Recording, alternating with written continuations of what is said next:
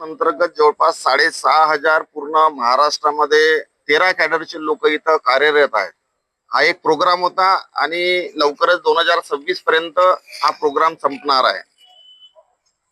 या 6,500 पैकी 3,000 लोकांना 2024 ला त्यांनी परमनंट केलं.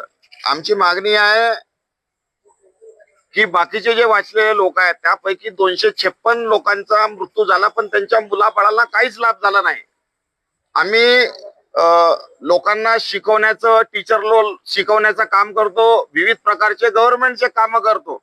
आमचा पेमेंट सुद्धा इथं फारच कमी आहे, क्षुल्लक आहे, आणि आम्हाला परमनंट नाही आणि त्याचा लाभ काही फॅमिलीमध्ये कोणाला काही झालं तर त्याचा लाभही होत नाही. मेल्यानंतर तर काहीच नाही. कसं आम्ही इथं जीवन जगावं याच्यासाठी मागील 60 दिवसापासून या कर्मचाऱ्यांचा मुंबई येथे आझाद मैदान येथे आंदोलन चालू आहे, पण सरकारचं यांच्याकडे लक्षच नाही. इलेक्शनच्या पूर्वी यांनी शब्द दिला होता माननीय मुख्यमंत्री साहेबांना की यांना परमनंट करू. इलेक्शन संपले तर लाडक्या बहिणी गेल्या आणि हे समग्र शिक्षण अंतर्गतचे कर्मचारी सुद्धा वाऱ्यावर आणि रस्त्यावर आहेत. साहेब यांच्याकडे लक्ष द्या. उद्या तुमच्यासाठी हे सगळे महिला आपले मुंडन इथं कलेक्टर ऑफिसच्या समोर करणार आहे. तसे निवेदन इथं कलेक्टर साहेबांना आम्ही दिलो आहे. हे शोकांकित आहे साहेब. महिलाचा आदर करण्याची तुम्ही गोष्ट करता, महिलाच्या आरक्षण करण्याची गोष्ट तुम्ही करता, महिलांना सिक्युरिटी देण्याच्या तुम्ही इथं गोष्टी करतायत, पण ह्या सगळ्या गोष्टी न ठेवता या महिलांना तुम्ही न्याय द्या. यांचं मुंडन करण्याचं काम तुम्ही थांबवाल अशी मी अपेक्षा करतो, इच्छा जाहीर करतो. अन्यथा येणाऱ्या काळामध्ये मुंडनच नाही तर या वैनगंगाच्या तीरावर ह्या सगळे जलसमाधी आंदोलन करणार साहेब. कोणालाही काय कमी जास्त झालं तर सर्वस्वी जिम्मेदार भाजप सरकार आणि मुख्यमंत्री म्हणून आपण राहणार आहात साहेब. समग्र शिक्षा अभियानांतर्गत भंडारा जिल्ह्यात 6,000हून अधिक कर्मचारी कार्यरत होते. त्यापैकी 3,000हून काही कर्मचाऱ्यांचे जे आहेत ते त्यांना कायमस्वरूपी करण्यात आलेले आहे. मात्र जे 3,000हून अधिक कर्मचारी कायमस्वरूपी नाही, कंत्राटी पद्धतीने कामावर आहेत, त्यांच्या गेल्या 60 दिवसापासून आझाद मैदानावर आंदोलन सुरू आहे आणि त्याचे पडसाद आता भंडारा जिल्ह्यात पाहायला मिळते. आपण बघू शकतो हे अनेक कर्मचारी जे आहेत हे उद्या भंडारा जिल्ह्यात आंदोलन करणार असून यापैकी ज्या महिला आहेत त्या मुंडन आंदोलन करणार आहेत. आणि आपल्याला बोलण्याकरिता काही कर्मचारी आहेत, आपण त्याच्याकडून थेट काय समस्या त्यांची आहे जाणून घेऊया. काय सांगाल, काय नेमकी समस्या तुमची आहे? सर, मी सुनील मोटघरे, विशेष साधन व्यक्ती आहे पवनीला, भंडारा जिल्ह्यामध्ये. सर, मागील 20 वर्षापासून मी काम करतो आहे समग्र शिक्षा अभियानमध्ये आणि माझे जे सहकारी आहेत ते 25 वर्षापासून काम करतात. सर, या ठिकाणी आमचे सगळे 13 कॅडर आहेत. इंजिनियर पासून, डाटा एंट्री पासून, MIS कोऑर्डिनेटर पासून, क्लर्क पासून सगळेच आहेत, ड्रायव्हर पासून तर चपराशापर्यंत. गेली 25 वर्ष आम्ही शासनाला प्रामाणिकपणे सेवा दिलेली आहे. सर, आता आमचं काम हे आहे शिक्षकांना प्रशिक्षण देणं, मुख्याध्यापकांना प्रशिक्षण देणं आणि त्यासोबतच जिल्हा शिक्षण व प्रशिक्षण संस्थेमध्ये वर्ग 3 आणि वर्ग 4च्या कर्मचाऱ्यांनाही आम्ही प्रशिक्षण देतो. मात्र आता आमच्या उपासमारीची पाळी आली आहे. आता आम्हाला या ठिकाणी फक्त 30,000 या अल्प मानधनावर काम करण्यासाठी शासनाने आम्हाला या ठिकाणी परेशान करून सोडलेलं आहे. आणि विशेष बाब म्हणजे 6,500 लोक समग्र शिक्षा अभियानमध्ये काम करायचे.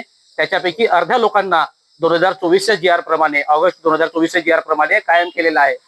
ते आता आमच्यापेक्षा ज्युनियर आहेत, आमच्यापेक्षा कमी शिकलेले आहेत, तरी 70,000 पगार घेत आहेत. आणि आम्ही या ठिकाणी उच्च शिक्षित असून सुद्धा आम्ही अर्ध मानधनावर 30,000 मानधनावर काम करतो आहोत. तर हे एक प्रकारे आमच्यावर शासनाने केलेला अन्याय आहे आणि शासनाने तो दूर करावा अशी आम्हाला विनंती आहे. गेले 60 दिवस, आज 60वा दिवस आहे, मुंबईच्या आझाद मैदानामध्ये आमचं आंदोलन सुरू आहे आणि आता मात्र आम्ही आंदोलन तीव्र करणार आहोत आणि याच्या पुढं आम्ही निश्चितच आर-पारची लढाई करून शासनाकडे दाद मागणार आहोत. नक्कीच आर-पारची लढाई आम्ही करणार आहोत असं सांगत आहेत. आपल्याला बोलण्याकरिता महिला आहेत. काय सांगाल, तुम्ही काय आंदोलनाचं पवित्रा घेतणार आहात उद्या?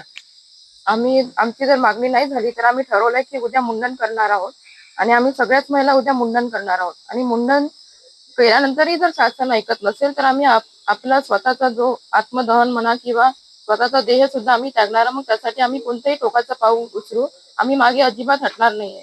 कारण हे जे मानधन मिळत आहे हे मानधन नसून आमचा अपमानच आहे. कारण आम्ही एवढं MA BEd झालो, डॉक्टर आहोत, PhD आहोत, MPhil आहोत, पण या उच्च शिक्षणाचा फायदा काय जेव्हा या मानधनावर आमचं घर चालत नसेल, आमच्या मुलाबाळांचं शिक्षण होत नसेल.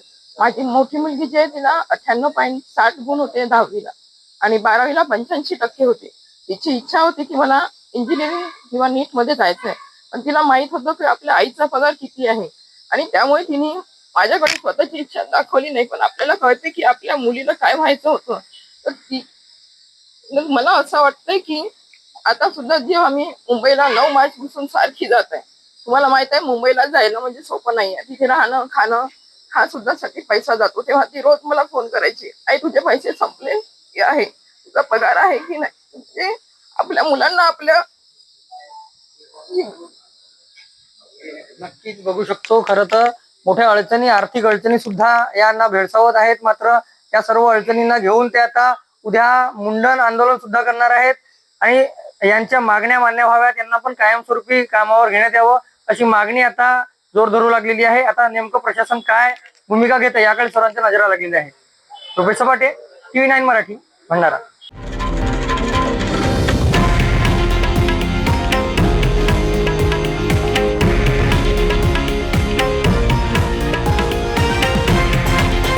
हे आहे देशातील नंबर 1 न्यूज नेटवर्क आणि आपण पाहत आहात TV9 मराठी, एकमेव.